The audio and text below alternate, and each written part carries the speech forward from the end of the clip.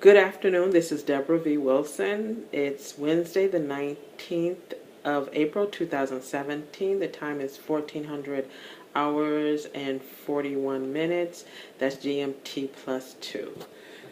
Today's podcast is who do we deem worthy of keeping us safe?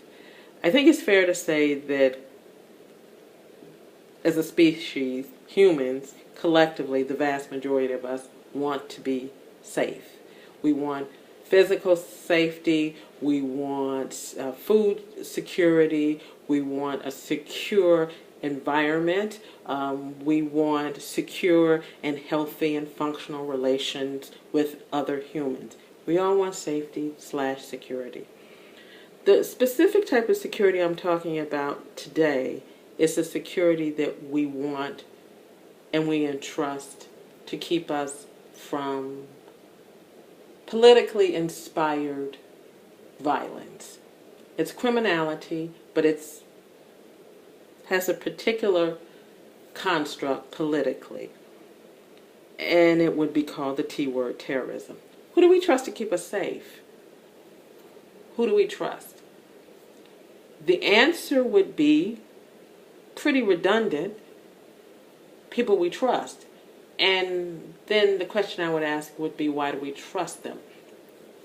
As I've mentioned in several previous podcasts, for many years I traveled to the United Kingdom and I engaged in feminist activism. And some of that feminist activism that was emanating out of London, England, was questioning and looking at the state's construct of security, how the state defined a threat, how the state then addressed the threat and to make us safe or increase the odds we were safe, and then how the state went about actually actively keeping us safe. Part of the ways in which the state kept us collectively safe in the United Kingdom is who they trusted. And that's the question: who they trusted and why they trusted, and how you show trust. So I was traveling back and forth to the United Kingdom, London, England to be precise, from Chicago. I brought with me my accounting and HR skills, human resource skills, my forensic skills, investigating skills. I brought those all with me to my activism. I brought my whole self. And interestingly enough, I got pretty good at doing analysis of understanding the dynamics in the city, some of the dynamics, some of the tensions, and how some civilians responded to those tensions. There came a time that every time I came into the airport, Heathrow, Terminal 4 for a while, then Terminal 5, I was questioned by someone I believe to be Special Branch. The questions were always specific, and they started with, who paid for my trip? Okay, me. Where are you staying? Okay, name of hotel. Are you traveling anyplace else before you return to Chicago? Typically the answer was no. Then we got down to the nitty-gritty. My passport would be on the officer's desk. It was always a man. It was always older. It was always white. And I was asked about the meetings I was attending. I was very regimented. I had schedules and appointments and topics I was going to cover. And all of these things were laid out very methodically. And the gentleman I believe to be Special Branch asked me about my activism, what I was doing, the types of people I was talking to. Then the questions became very interesting. Why did I pick those people? What was I learning from those people? Why was I doing this? Initially, at one point, one person questioning me thought I worked for the U.S. government, an agency that starts with a C. I was shocked and stunned. You know who you are, you know what you are, so when someone mislabels you, well, at least I was a bit confused. And I went from confusion because he seemed to be annoyed. He thought I was a CIA officer or agent or whatever operating in the UK. And I don't know what you're supposed to do or not do if you are the CIA or any other foreign intelligence operating in London, England. I didn't know because that wasn't the case. So I was confused and I became very nervous, and I think I actually teared up a bit. He realized that I was being truthful. I think he was initially shocked at the tears, and I think shocked, and also I think he was surprised they were real, and he could see I was confused and nervous, and he dropped the subject. Going forth in that interview, and then going forward, every time I traveled into the UK, which was like 3 to 4 times a year, same type of questions.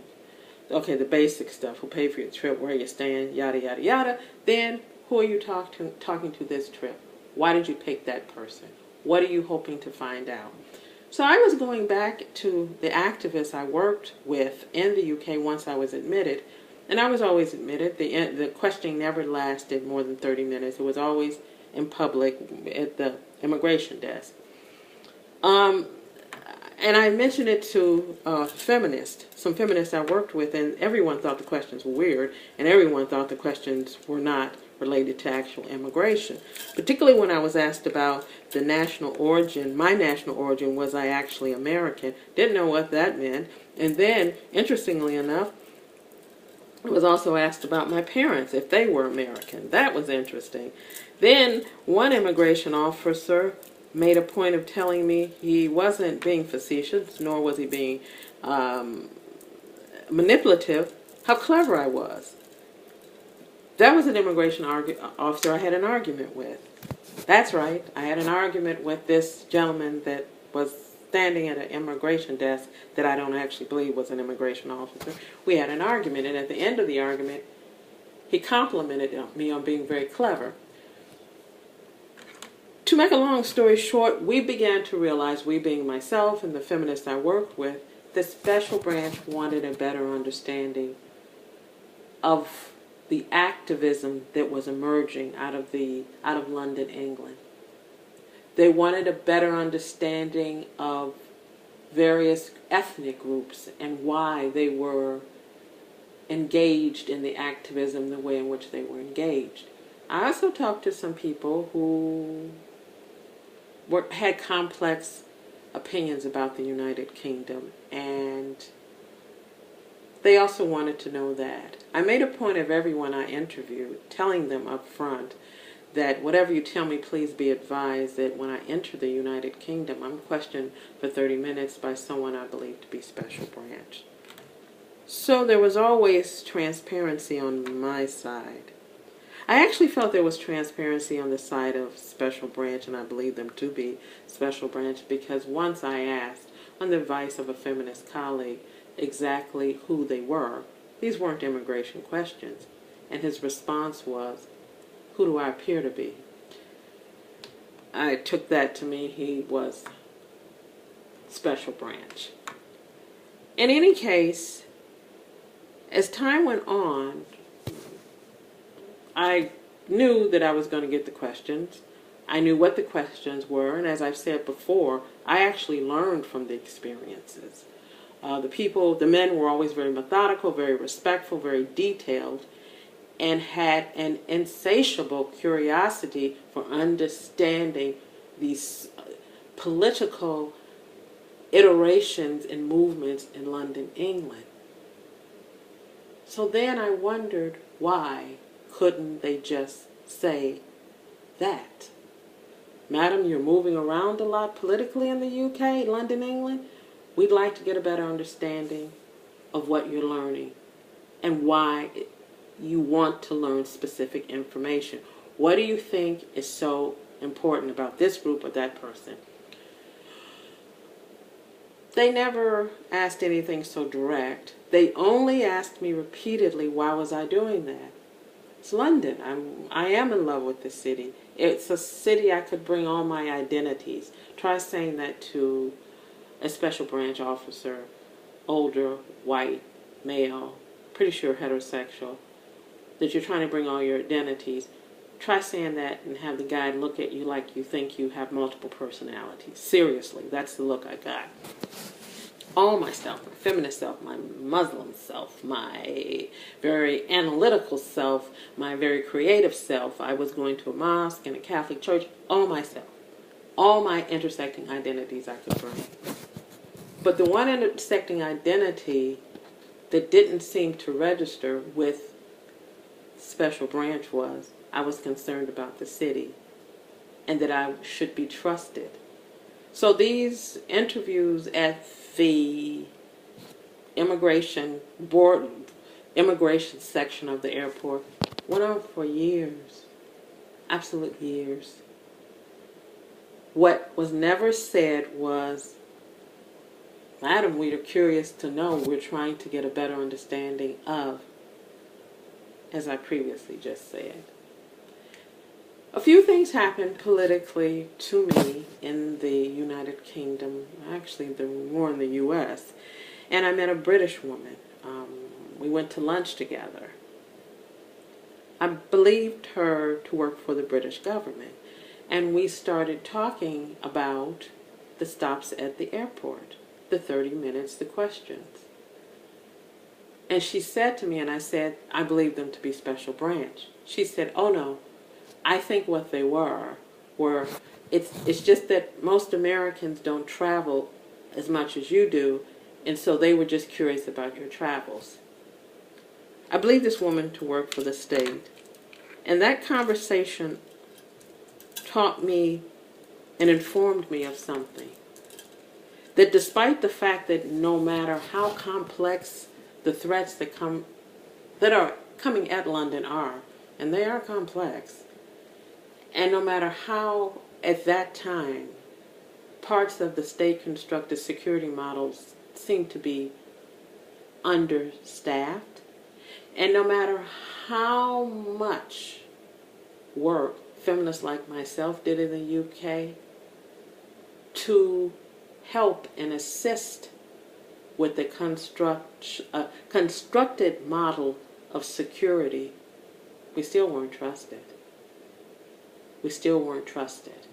And I looked at this woman and I thought, I believe her to be MI5, and she's significantly younger than me, and I thought, it continues.